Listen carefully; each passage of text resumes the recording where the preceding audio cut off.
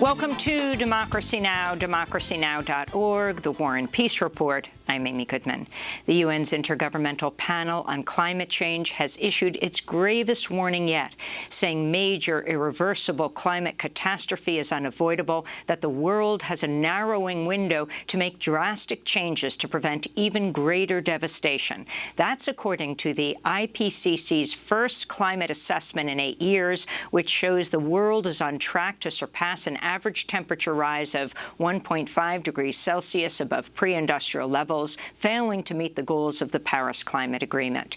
Even if the goal is met, the world will still have to contend with fast melting Arctic ice, sea level rise, and the warming and acidification of oceans, all of which contribute to more extreme weather events, including droughts, floods, wildfires, and deadly heat waves. The IPCC does not offer recommendations to governments, but the UN says countries need to immediately move away from fossil fuels and to stop adding carbon to the atmosphere by 2050 in order to slow or halt the most catastrophic outcomes. We'll talk to two of the IPCC report's lead authors after headlines. In Northern California, the Dixie Fire exploded in size over the weekend to become the largest single fire in California history, with 500,000 acres burned. On Saturday, California Governor Gavin Newsom toured Greenville, a gold rush-era town north of Sacramento, whose downtown almost completely was destroyed by the Dixie Fire.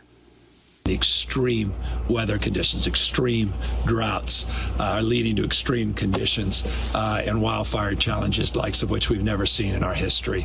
And as a consequence, we need to acknowledge just straight up, these are climate-induced wildfires. There are 11 major wildfires now raging across California and over 100 fires across 15 states, with more than 2 million acres burned. On Saturday, Denver, Colorado experienced the poorest air quality of any big city in the world as smoke from western fires filled the sky with a thick yellow-brown haze. Meanwhile, fires continue to rage across southern Europe, which is in a protracted heat wave. In Greece, thousands of people fled their homes on the island of Evia, some of them escaping aboard Coast Guard ships as a massive wildfire turned the night sky red. I am very angry. Most people here are very angry. The disaster, you can see it, right? It's huge. Our villages are destroyed. There is nothing left from our homes, our properties, nothing. The Taliban has seized control of 5 Afghan cities since Friday in Afghanistan as they continue their relentless offensive. Kunduz, Saripul, and Tulakan were the latest provincial capitals to fall to the Taliban Sunday, as the militant group also makes advances in the major cities of Kandahar and Lashkar Gah. The Biden administration reportedly has no plans to change its deadline of August 31st to complete the U.S. withdrawal, though it previously did not rule out continuing airstrikes beyond that date. On Friday, Taliban fighters assassinated the government's top media and information official in Kabul. Meanwhile, the UN Special Envoy for Afghanistan said more than 1,000 civilians were killed over the past month and that the war has now entered a, quote, deadlier and more destructive phase. This is now a different kind of war, reminiscent of Syria recently, or Sarajevo in the not-so-distant past. To attack urban areas is to knowingly inflict enormous harm and cause massive civilian casualties. At least 244,000 people in Afghanistan have also been internally displaced since the Taliban offensive started in May. As the U.S. is once again averaging over 100,000 new daily COVID-19 cases due to the Delta variant-driven surge, top White House advisor Dr. Anthony Fauci warned of future variants that could emerge unless more people get vaccinated. If you give the virus a chance to continue to change, you're leading to a vulnerability that we might get a worse variant, and then that will impact not only the unvaccinated, that will impact the vaccinated, because that variant could evade the protection of the vaccine. Though vaccine demand has increased in areas hit hard by Delta surges, health systems in some states say they're already overwhelmed. In Austin, Texas, officials activated the emergency text alert system to warn residents the situation is dire and healthcare resources limited. This comes as Governor Greg Abbott is fighting statewide mitigation efforts. In Florida, which accounts for nearly a quarter of the COVID cases nationwide, conservative radio host and anti-vaccine propagandist Dig Farrell died of COVID-19 last week. Before his death, he urged his friends to get vaccinated. He texted them from the hospital. Republican Governor Ron DeSantis has banned mask mandates and has threatened to withhold funds from Florida school districts that defy the ban. In a reversal, Randi Weingarten, president of the American Federation of Teachers, said she supports requiring vaccines for teachers. The AFT is meeting this week to consider issuing the mandate. Dr. Fauci recently said he expects a flood of vaccine mandates as businesses and schools as soon as the shots receive full FDA approval. The Biden administration extended the pandemic-related freeze on federal student loan repayments through January 2022. It was set to expire at the end of September. Some Democrats renewed calls on Biden to use executive authority to cancel $50,000 of individual student debt. On Capitol Hill, senators voted Sunday evening to end debate over a $1.2 trillion infrastructure package, clearing the way for a final vote early this week. The bipartisan bill would see the largest ever federal investments in public transit, clean water, and green energy. But critics say it's far short of what's needed to tackle the climate crisis. The package is barely half of what President Biden proposed and far short of the $10 trillion Thrive Act favored by progressives. Senate Democrats are expected to turn to a $3.5 trillion budget resolution that could pass without Republican support, covering additional infrastructure needs.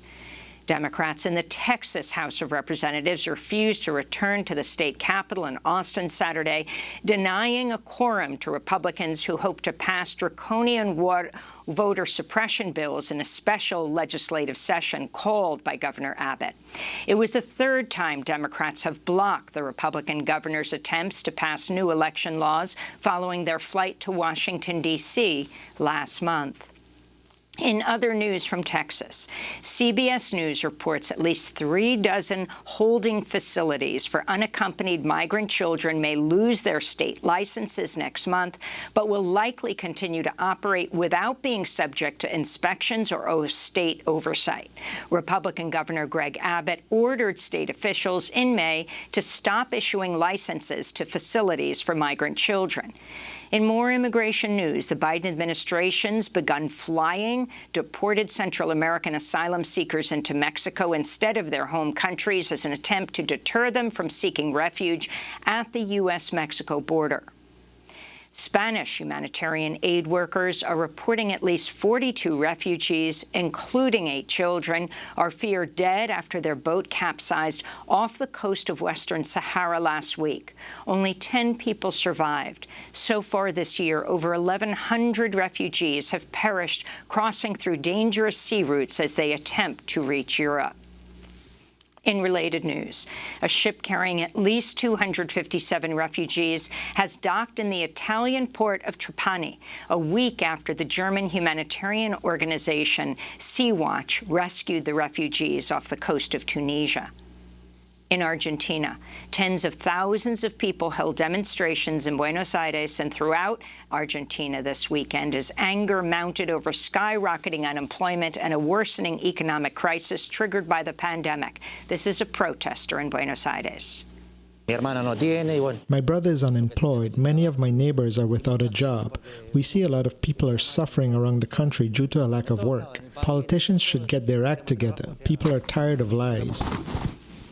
In Thailand, protesters took to the streets of Bangkok Saturday demanding the resignation of Prime Minister Prayut Chan-o-cha and denouncing the government's mishandling of the pandemic and economic crisis. Police assaulted protesters with tear gas and rubber bullets. It was the latest in a series of anti-government and anti-monarchy demonstrations demanding democratic reforms.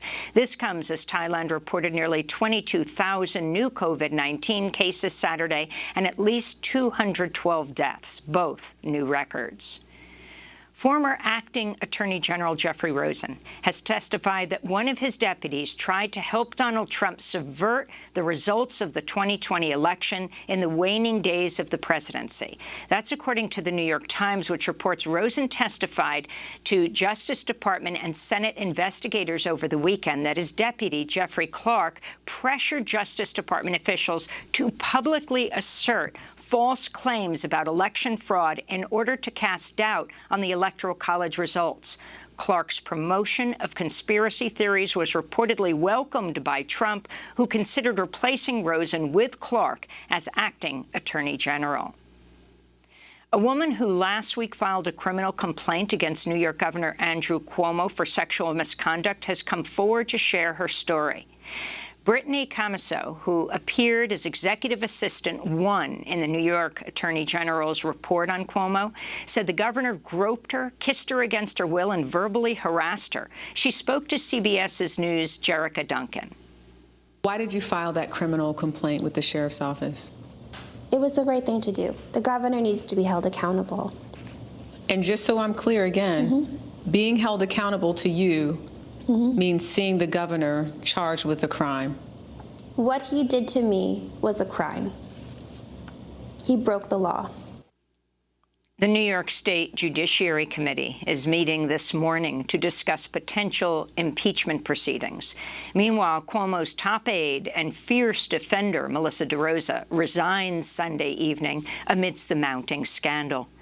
And today marks 76 years since the U.S. dropped an atomic bomb on the Japanese city of Nagasaki, killing at least 74,000 people just 3 days after the world's first atomic bomb killed some 140,000 people in Hiroshima.